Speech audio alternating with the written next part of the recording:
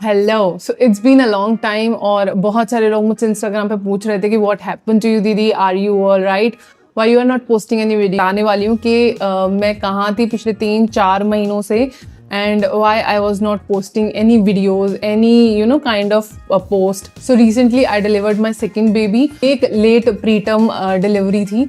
So basically I thought कि मेरे पास अभी 1 महीने का समय और है, सो मैं उसमें काफ़ी सारा कंटेंट क्रिएट कर लूँगी और फिर आपके पास में कंटेंट आता रहेगा और कोई गैप नहीं आएगा। बट जो होना होता है वो होके ही रहता है। तो मैं पूरी स्टोरी आपको बताने वाली हूँ कि मेरी सेकेंड डिलीवरी का एक्सपीरियंस कैसा था, क्या हुआ था जिसकी वजह से जो है प्रीटर्म बेबी हुआ। सो वो सारी चीज़ें आपको बताने वाली हूँ।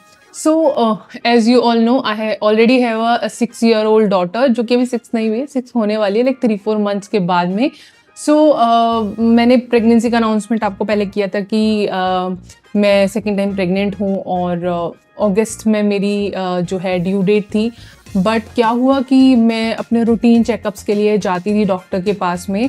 सो जस्ट मतलब मैंने डॉक्टर को ऐसे ही बोला कि मुझे थोड़ी थोड़ी सी जो है बॉडी में इचिंग हो रही है। यस, जिसके बारे में मैंने अपने पुराने वीडियोस में कई बार जिक्र किया है, लेकिन जब अपने साथ में चीज़ें हो रही होती हैं तो आपके दिमाग में वो सारी चीज़ें नहीं आती हैं। सो बहुत हल्की सी इचिंग थी, बहुत ज़्यादा ऐसी नहीं थी कि सिवियर नहीं थी कि मेरा बार बार ध्यान उस पर जाए। बट हाँ, थोड़ी बहुत इचिंग जो है वो मुझे हो रही थी। सो मैंने डॉक्टर को बोला कि मुझे ऐसा ऐसा इचिंग हो रहा है और ये बात है अराउंड मेरा 8 मंथ्स कंप्लीट होने के 15 डेज या 10 डेज पहले की, मतलब 8 मंथ मेरा कंप्लीट होने ही वाला था, उसके 10 दिन पहले की बातें हैं। तो डॉक्टर ने बोला कि ठीक है, हम एक बार ब्लड टेस्ट कर लेते हैं, लेट्स सी कि आपका लिवर का क्या रिपोर्ट है। वैसे आई डोंट थिंक कि लिवर में कोई प्रॉब्लम होगा, डॉक्टर्स के ये वर्ड्स थे, बिकॉज इचिंग मुझे इतना ज़्यादा नहीं हो रहा था और कोई सिम्टम नहीं था। प्लस यहाँ पे मुंबई में बहुत ज़्यादा सीवियर बारिश का मौसम जो है वो चल रहा था।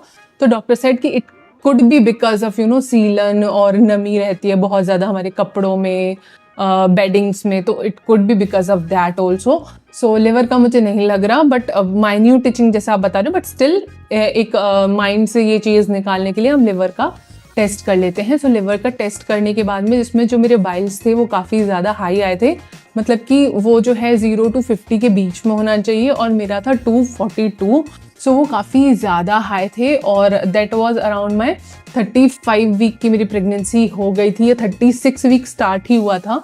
सो डॉक्टर ने कहा कि ठीक है, हम आपको अभी एडमिट करते हैं, बिकॉज ये लिवर का जो एंजाइम्स हैं वो इतने ज़्यादा आए हैं कि हम आपको घर जाने के लिए नहीं बोल सकते, बिकॉज ये थोड़े से कॉम्प्लिकेशंस जो है वो सिवियर हो जाता है इन सम केसेस। 36 वीक्स के अराउंड एडमिट हुई थी। फिर उसके बाद में मेरे और भी टेस्ट हुए, लिवर के स्पेशलिस्ट थे उनके पास में गए, उन्होंने बताया कि एक कोलियोस्टेसिस ऑफ प्रेगनेंसी करके एक प्रॉब्लम होती है जो कि प्रेगनेंसी में ही होती है और प्रेगनेंसी जब कंप्लीट हो जाती है उसके बाद में ये प्रॉब्लम अपने आप ही चली जाती है। बट इस में एक जो बाइल आता है, एक बाइल का टेस्ट होता है, वो भी लिवर का ही होता है। उसमें अगर आपका 40 से ज़्यादा रेंज आता है तो आपको इमीडिएटली जो है वो बेबी डिलीवर करना होता है और काफ़ी ज़्यादा प्रॉब्लम हो जाती है मदर और बेबी के लिए। So that is why he suggested कि अगर आपका 40 के ऊपर ये बाइल आते हैं तो आप इमीडिएटली प्रेगनेंसी टर्मिनेट कर दीजिए और बेबी डिलीवर कर दीजिए। और आपको 36 वीक्स हो गया है, सो बेबी के लिए भी सेफ रहेगा। सो जो हमने वापस से वो टेस्ट कराया, देन हमें पता चला कि जो हमारा रिपोर्ट था वो 40 का जो नंबर आना चाहिए था, वो 40 के नीचे आना चाहिए था, वो हमारा 80 के ऊपर आया था। सो इमीडिएटली उसके नेक्स्ट डे जो है वो सी सेक्शन करके बेबी को डिलीवर कर दिया गया।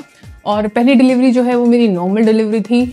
All the doctor was recommending कि अगर आप चाहो तो नॉर्मल डिलीवरी के लिए भी हम लोग जा सकते हैं, बट मैं रिस्क नहीं लेना चाहती थी। जो 37 के ऊपर जो है वो फुल टर्म बेबी माना जाता है, बट स्टिल मैं कोई रिस्क नहीं लेना चाहती थी कि बच्चे पे कोई भी स्ट्रेस आए या किसी भी तरीके का प्रॉब्लम हो। So I went for C section और बेबी डिलीवर हुआ। वो जो बेबी का वेट था वो 2.3 था, सो थोड़ा कमज़ोर था और आप समझ ही गए हो सेकंड बेबी जो है वो बेबी बॉय है। बाय द गॉड ग्रेस सब कुछ अच्छे से हो गया, रिकवरी बहुत अच्छे से हो गई। अभी ऑलमोस्ट 3 मंथ्स हो गए हैं, मैं भी बहुत अच्छे से रिकवर कर गई हूँ और बेबी भी अभी काफ़ी ज़्यादा अच्छा है।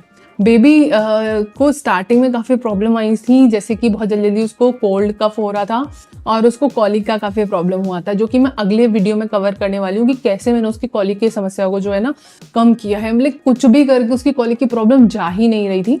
सो मैंने कुछ कुछ अपनी रेमेडीज़ की हैं, कुछ कुछ दवाइयाँ ली हैं, कुछ कुछ घुट्टी ली है, जिसके बाद से मेरे बच्चे का जो कॉलिक की समस्या है वो काफ़ी ज़्यादा कम हो गई है। तो उसके बारे में अगले वीडियो में मैं आपको बताऊंगी। ये था मेरा बर्थ स्टोरी और आई होप कि आगे से सारे वीडियोस जो है वो कंटिन्यूस आते रहेंगे।